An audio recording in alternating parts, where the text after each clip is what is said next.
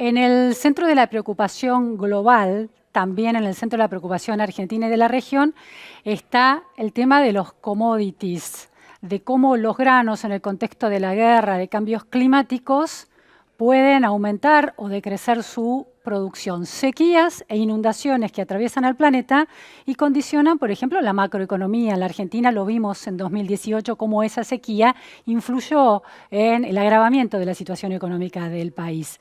¿Cuál es el poder de la ciencia de transformar esas condiciones? ¿Qué poder tiene realmente hoy en la Argentina puntualmente? Lo vamos a hablar con una científica de primerísimo nivel cuyas investigaciones tienen consecuencias en esos aspectos. Me refiero a Raquel Chal. Muchísimas gracias, Raquel, por estar hoy en la repregunta. Buenos días, ¿qué tal?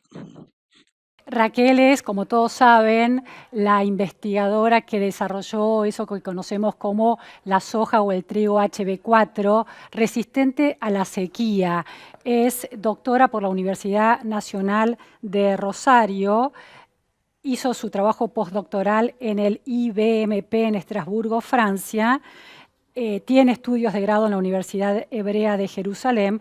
Es actualmente profesora titular de la Universidad Nacional del Litoral, directora del Instituto de Agrobiotecnología del Litoral, investigadora superior del CONICET y fue también directora del Centro Científico Tecnológico del CONICET Santa Fe. Bueno, una investigadora destacadísima en todo el mundo, influyente a través de sus trabajos de investigación. Raquel, está esta cuestión de del peso que tiene esa investigación científica producida en un laboratorio y el impacto que tiene en un tema tan importante para la Argentina. El desarrollo de la soja y del trigo transgénico resistente a la sequía. ¿En qué punto está esa investigación? ¿Ha avanzado hacia otros cultivos, esta posibilidad de convertir otros cultivos en resistente a la sequía? ¿Cómo funciona y en qué punto está? Voy a hacer una aclaración. En el caso de los cultivos no podemos hablar de resistencia.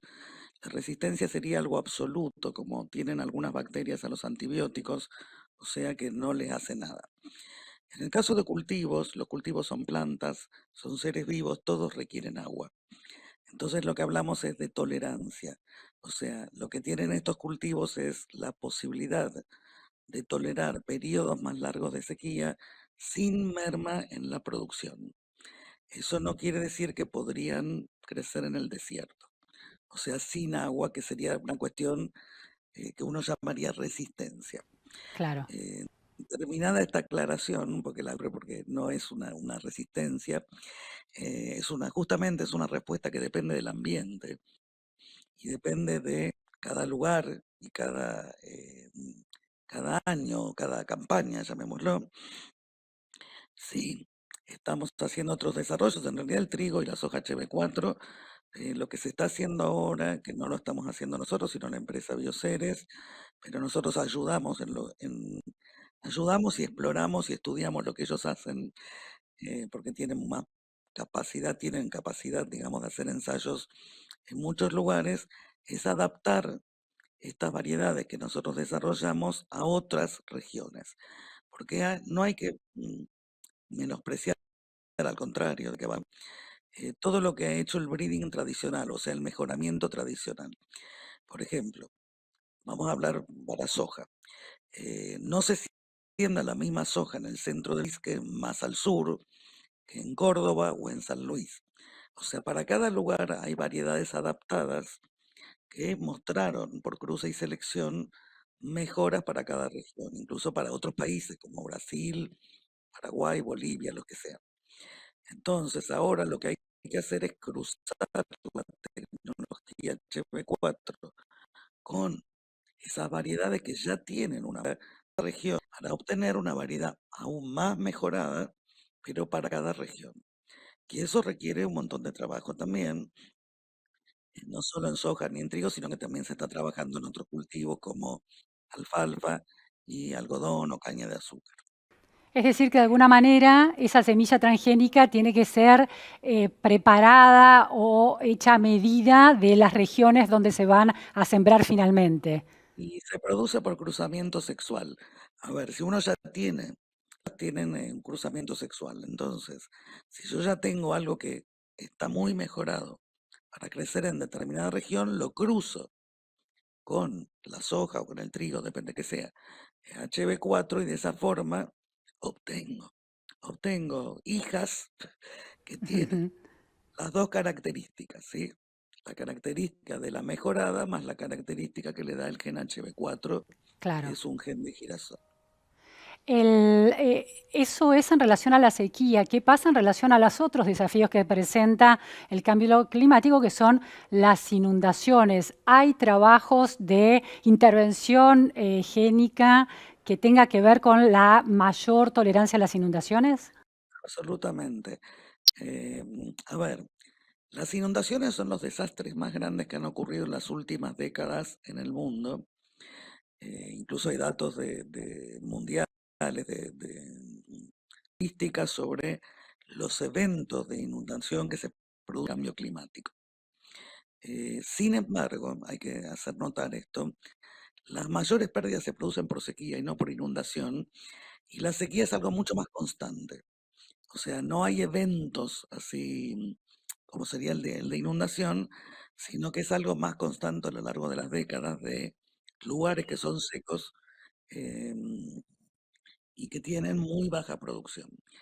De todas formas, como las inundaciones son realmente un drama en las últimas décadas, sí hemos desarrollado con otro gen de girasol que se llama HHV11, o sea, algún día, digamos, en forma sintética se le dirá HB11, porque el HB4 también es HHB4, pero es Ujú. difícil de acordarse de todo el nombre, como un sobrenombre, llamémoslo, que genera tolerancia, mucha tolerancia, sobre todo en el periodo de siembra y de emergencia de las plantas, a inundaciones. Ya lo hemos puesto en maíz y en soja. Es un cultivo que crece inundado. De todas formas, los científicos lo usamos mucho para hacer ensayos porque es un cultivo más fácil de manejar y más fácil de transformar.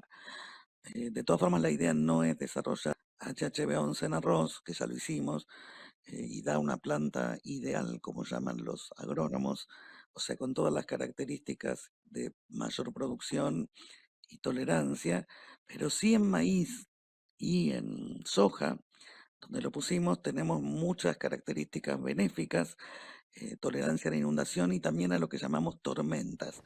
En realidad no es que la tormenta en sí afecte los cultivos, sino que la tormenta causa defoliación, o sea que las plantas pierdan las Ajá. hojas.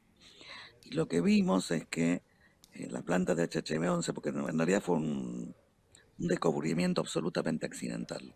O sea, tuvimos una tormenta terrible, tipo tornado, en uno de los ensayos que hicimos en 2019-2020, y se llevó puesta todas las plantas, ¿no? Fue un desastre. Y después de que pasó la tormenta, las plantas de HHV11, las de maíz, resurgieron y rindieron casi como si no les hubiese pasado nada. Entonces eso fue aparentemente eso lo estamos estudiando con más detalle, hay una tolerancia a lo que llamamos defoliación, pérdida de hojas, que estaría dada porque las plantas con HHV11 fijan sus granos antes. Entonces, si logran recuperarse de la tormenta o de la inundación, siguen su vida. O sea, o las mata Ajá. o las fortalece, como dice el dicho. Así No, que muy sí, interesante.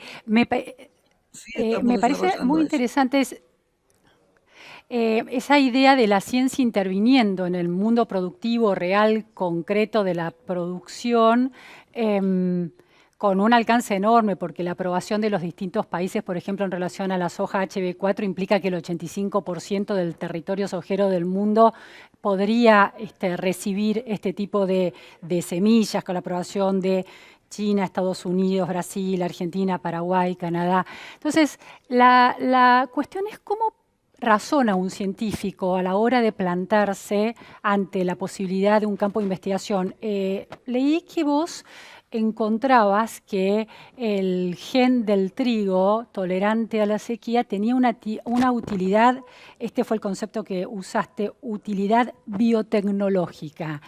¿Cuánto de el mundo real productivo entra en la cabeza del científico, de un científico de laboratorio, como es tu caso, a la hora de decidir un campo de investigación y el compromiso con una línea de investigación? Bueno, últimamente cada vez más.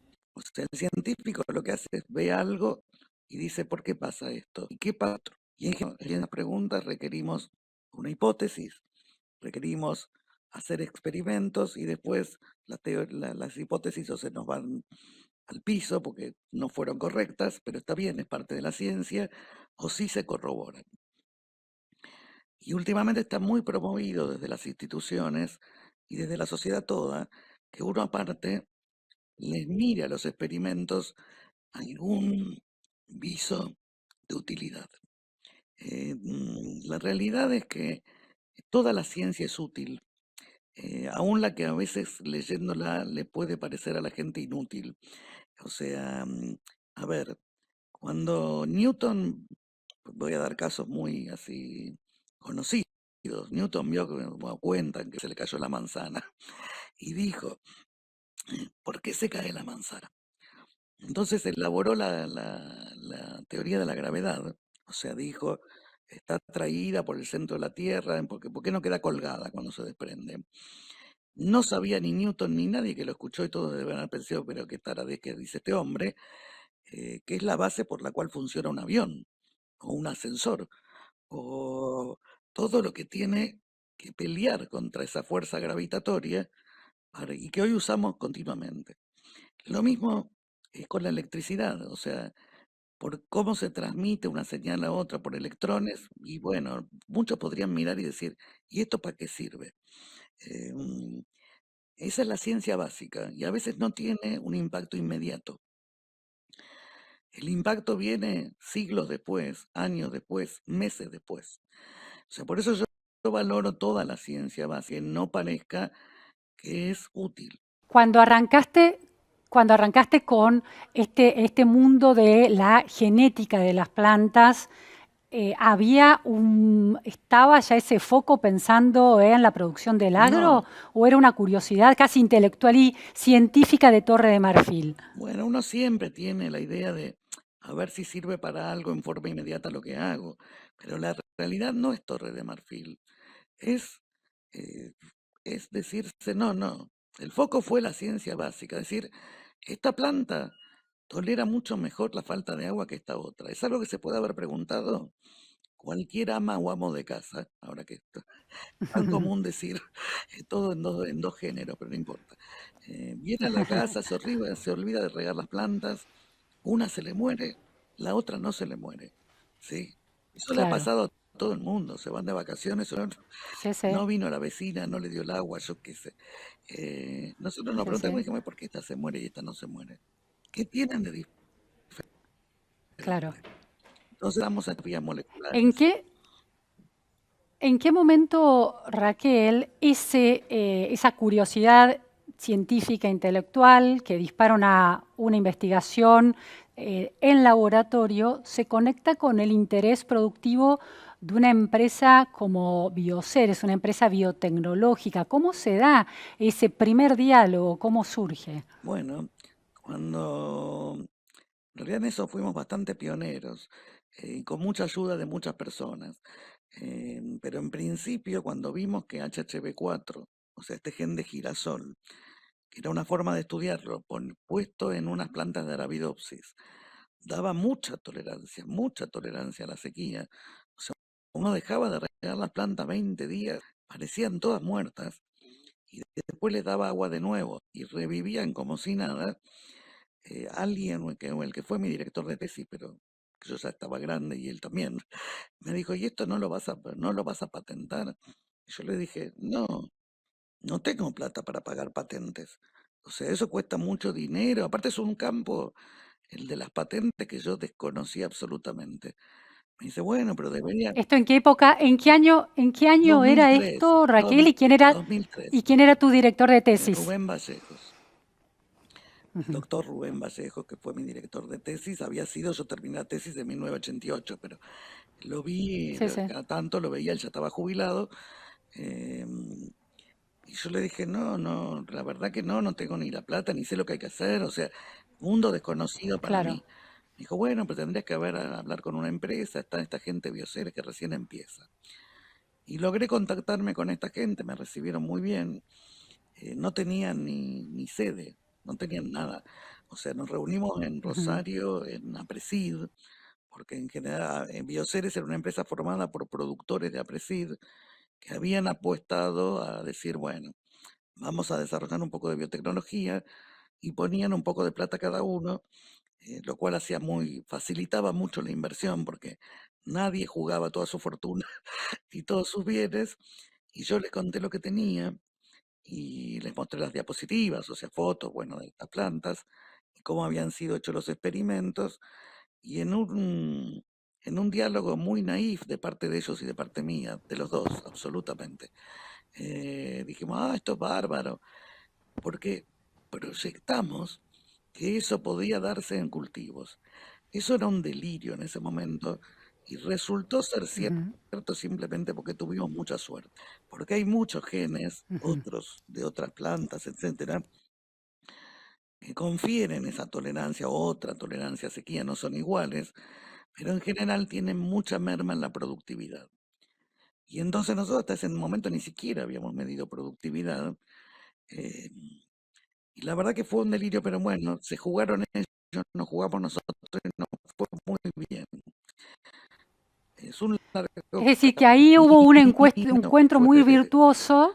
muy rígido. Ra- Raquel, ahí hubo un encuentro muy virtuoso entre la ciencia básica y el interés productivo de innovadores del agro. Em, para el CONICET no existían todavía protocolos en ese tipo de relaciones y de contactos entre la ciencia y el mundo privado. Ahora, lo que me llama mucho la atención de tu currículum es que además de mencionar la cantidad de publicaciones, los libros que has escrito, eh, se mencionan también la cantidad de patentes que has desarrollado, unas 9 patentes, ¿puede ser? 9 más todas las repeticiones en todos los países que no las pongo, pero sí, digamos Bueno, que son 9 claro. originales. Sí. Hay gente que copia hasta ¿Cuál, cada cuán, presentación en cada país. O sea, cuán, cuán desarrollado y aceitado está esa nueva cosmovisión desde el CONICET, desde la ciencia que se hace en una universidad, en relación a pensar la ciencia básica puede influir en el desarrollo productivo y es un conocimiento que puede ser patentado y dar recursos económicos, dar rentabilidad para la ciencia. la verdad ¿Cuánta resistencia hay en el mundo científico o cuán desarrollado está? que existían protocolos, pero estaban, podríamos decir, en pañales. O sea, no había mucho ejercicio de esos plus y eran difíciles, digamos, difíciles las conversaciones, difícil encontrar un lenguaje común entre empresarios y CONICET. O sea, los investigadores de CONICET creemos que lo que tenemos es maravilloso, que en general no lo digo por mí, lo dice todo el mundo, esto es bárbaro, y los empresarios dicen, y no sé, porque o sea, es un diálogo complicado. Hoy en día eso realmente ha evolucionado muchísimo, está muchísimo más aceitado. Sí existe en CONICET el conocimiento de que vale la pena patentar, no cualquier cosa, ese es el tema. Em, las patentes cuestan dinero, no tanto las presentaciones, sino los honorarios de los abogados que saben hacer patentes. Y eso es una vacancia bastante grande en nuestro país, sobre todo en bio. Hay mucha escuela de patentes de industrias, o sea, de más ingenieriles, digamos, pero muy pocas de bio. Eh, La patente, el resultado económico que da la patente, la rentabilidad que genera, va para el CONICET, va para el Ministerio de Ciencia, va para los investigadores. ¿Para quién va? ¿Para la parte privada que puso la inversión bueno, económica? depende, que yo puedo hablar de la mía, pero en general más o menos es A ver. así. Se hizo un convenio que después se renovó, se arregló 80 veces porque realmente siempre tenía determinadas fallas el convenio, pero bueno, se renegoció. La patente está licenciada a Bioceres. Bioceres es quien ejecuta toda la parte comercial y de negocios. Una parte de las regalías que se obtienen por la patente, porque la semilla, a ver, la patente es por el gen o por la construcción genética que tiene el gen, ¿sí? Que tiene la planta. Pero la planta también tiene su semilla original. Entonces, o sea, como no es solo la patente la planta. Entonces, un porcentaje de eso que gana de los ingresos brutos directamente sobre la venta de semillas de soja o trigo HB4 va al CONICET y la Universidad Nacional del Litoral. A su vez, entre ellos se dividen por la mitad y a su vez cada una de las instituciones reparte esos ingresos entre los investigadores y las instituciones, mayoritariamente las instituciones. O sea, el instituto que donde se generó, al CONICET, que es la institución madre, etcétera, la facultad, etcétera. O sea, hay Ujú. una ¿Y repartición de qué entre volumen de muchos. dinero estamos hablando en un año? Por ejemplo, en 2021, ¿cuánto No, es ingresó a simbólico. ser repartido de esa No, es manera? ¿Es simbólico. simbólico? Es simbólico porque como Ujú. no estaba la aprobación Claro, salió fin del año. Una vez que sale la aprobación hay que sembrar, hay que cosechar y claro, después vender. Entonces, lo único que se claro, vendió fue lo que estaba en estado experimental.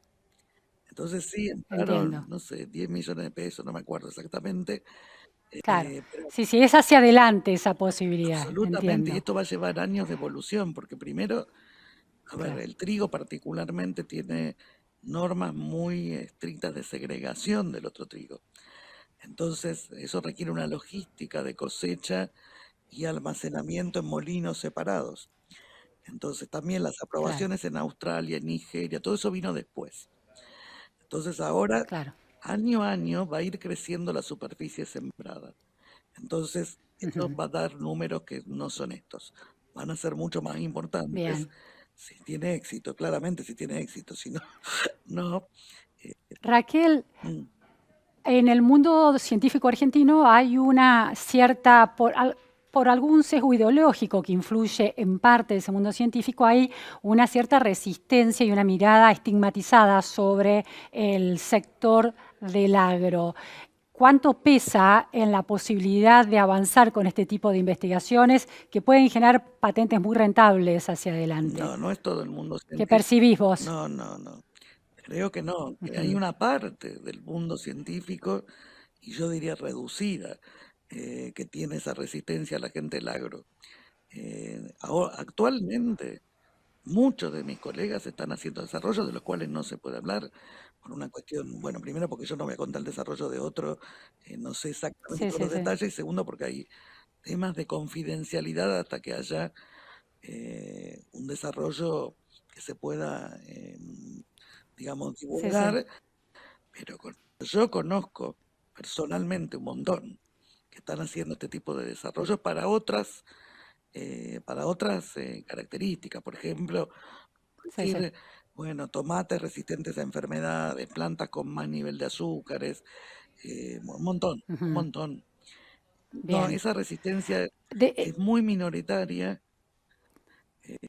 ¿Qué No resistencia hay del digo que lado no de exista. la política? Porque, bueno, supimos que el Consejo Deliberante de la ciudad de Gualeguaychú, en Entre Ríos, que es la cuna del actual secretario de Agricultura Bailo, esa ciudad, fue intendente de Mm, esa ciudad, estaba por prohibir el uso de semillas de transgénicos, de semillas de trigo transgénico HB4, y vos estuviste dispuesta a hacer una exposición aclarando algunas cuestiones.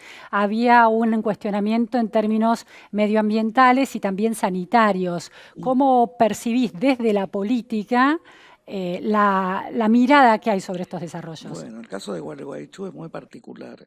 El propio secretario de Agricultura salió a decir que él apoyaba lo del trigo, ex intendente.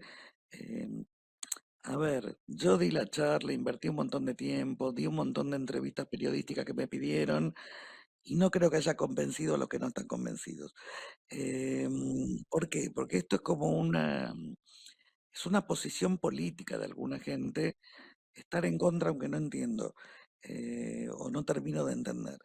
Mucha gente asocia todo lo que es transgénico al aumento del uso de herbicidas, algo que no es así, lo expliqué un montón de veces, no tiene por qué ser así. Del glufosinato de amonio, Yo ¿no? dije, si quieren prohíbanlo. La tolerancia Ujú. va más allá. De todas formas, lo de prohibir el glufosinato de amonio sería absolutamente simbólico, como prohibir el trigo en Gualeguaychú. A ver, en la ciudad no se siembra trigo, ni se usa Ujú. glufosinato. O sea, la Claro. ciudad tiene una jurisdicción que termina en los límites de la ciudad. O sea que un consejo deliberante no tiene mucho sentido que haga estas cosas, tampoco tiene posibilidad de control, que es otra cosa que yo le he dicho a la gente. Ellos dicen, no, porque nosotros prohibimos ya el glifosato, que es otro herbicida. Se vende por plataformas online. Eso si alguien lo compra en Gualeguaychú, no hay nadie que pueda controlar que llega a la casa de cada habitante de la ciudad. Yo creo que es simbólico, que es declamativo, por supuesto que no acuerdo, porque aunque sea simbólico me parece que no tiene fundamentos ni científicos, ni tecnológicos, ni ambientales. Eh, mm, obviamente mi opinión no es objetiva. Ni sanitarios, o sea, ni sanitarios, ¿no? Desmentís o rechazás la idea de que puede tener un efecto en la salud de la población comer productos derivados de trigo No es transgénico. que yo lo Porque hubo desmiento, resistencia también a eso. no es una desmentida personal, están hechos todos los ensayos y estudios y alimentación de animales que lo demuestran. Para ser aprobado un evento transgénico, que es un conocemos, exige una cantidad de estudios enormes. Es más, están publicados todos esos estudios en un paper de que el trigo es equivalente al otro trigo porque el gen no se expresa en semillas. O sea que la harina es indiferenciable de la harina del trigo sin transformar. O sea, eso no es opinable, son datos científicos. Sí, me animo a decir que el trigo este es igual de malo para un celíaco que el otro trigo. O Ujú. sea, no se dirá Claro, el otro. claro. En ese sentido no hay. Y aparte, que con respecto al herbicida en particular, en esa reunión que fue online con el Consejo Deliberante de Gualeguaychú, estaba presente no sé si es directora, presidenta de todos los colegios de ingenieros agrónomos de la provincia de Entre Ríos. Y ella dijo, yo tengo todos los datos de uso de herbicidas porque hay una trazabilidad de quién compra, cómo compra, Ujú. cuánto se compra. Y dijo, el glufosinato de amonio no lo usa nadie, ni lo va a usar nadie, porque no es el más Claro. adecuado, es una cosa que nosotros pusimos para poder hacer la transformación, no hay que usarlo. Nadie Ujú. dice que yo dije, si lo Claro, prohíben, lo prohíben. O sea, claro, no claro. tiene nada que ver Sí, con sí, el sí. trigo HB4, porque el trigo HB4 es para sequía, no para herbicidas. Bien. Bien. Raquel, la última cuestión. Vos hiciste tu carrera de grado en la Universidad Hebrea de Jerusalén. Israel se ha convertido en un polo científico y tecnológico muy interesante. Hay datos de la UNESCO de 2014-2018. Israel invertía en ciencia respecto del PBI. Israel en 2018, de respecto al PBI, 4,95. Un poco lejos. Argentina en 2018, 0,54 respecto del PBI. Brasil en 2018, 1,26. Desde tu punto de vista, una diferencia de 4 como algo que invierte Israel contra el 0,31 que invierte Argentina, ¿cómo impacta en la posibilidad de estos desarrollos tan claves para el mundo productivo y para la economía argentina en general? Corea, Noruega, bueno, hay un montón de países que tienen esos porcentajes, o sea, esos no, nomás centavos de porcentaje, son muchos millones de dólares, hablan de empresas que están invirtiendo en ciencia y tecnología. En Argentina no tenemos muchas empresas que inviertan en ciencia y tecnología. ¿Y cómo impacta? Fue el aniversario del fallecimiento de Bernardo Hussein, que fue nuestro primer Nobel en biología o en ciencia biológica, en medicina en realidad. ¿Quién lo dijo? Somos demasiado pobres para darnos el lujo de no invertir en ciencia. Ahora, esa inversión en ciencia es gradual, es una de las frases más conocidas de Hussein. ¿Por qué? Porque para poder desarrollarse hay que invertir en ciencia, no es un lujo.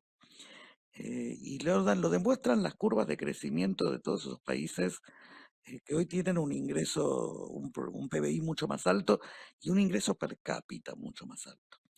En Argentina siempre estamos resolviendo lo urgente y no lo importante, porque venimos, no sé, yo desde que nací me parece que vivo en crisis. O sea, no sé cuándo no es crisis. Y yo creo, ahora hay un plan de ciencia y tecnología, creo que ya se aprobó, no estoy seguro, sí, creo que se aprobó la ley de ciencia y tecnología, para poder al 1% en 2030.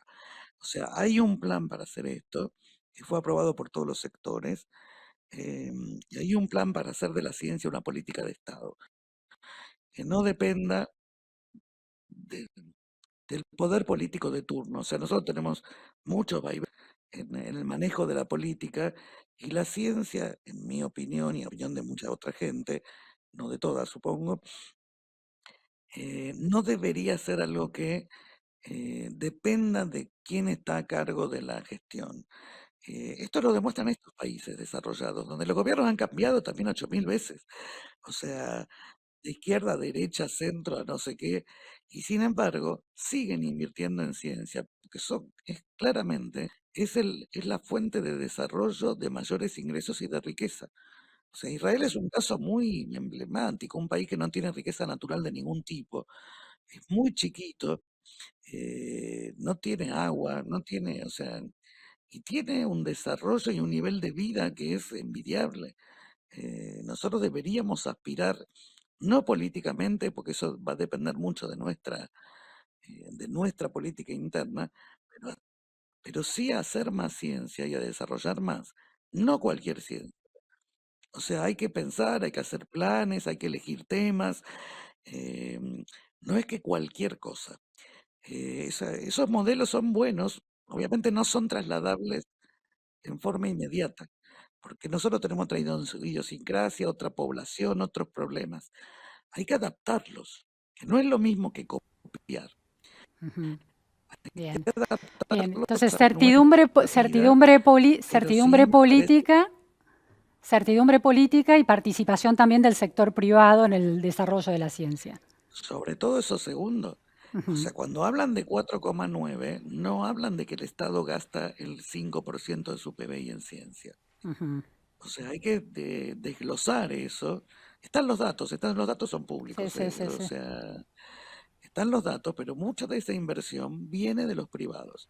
Bien. Y eso por ahí se puede promover con estas leyes de biotecnología, de nanotecnología, incentivos a las empresas para que hagan inversión, para que tengan ciencia, que no Sí, sí, tienen, en sí. general adquieren la ciencia y nosotros nos vendría muy bien como país sustituir importaciones, desarrollar cosas acá.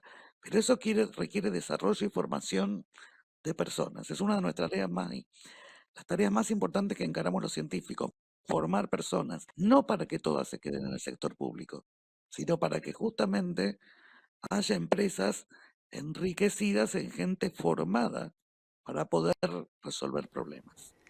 Muchísimas gracias, Raquel Chan, por estas precisiones importantísimas sobre el rol de la ciencia, la relación con el Estado, los privados y el efecto sobre toda la Argentina. Muy amable. Muchas gracias, que tengan muy buen día, ha sido un Mu- gusto. Igualmente, bueno, esto fue todo en la repregunta. Gracias.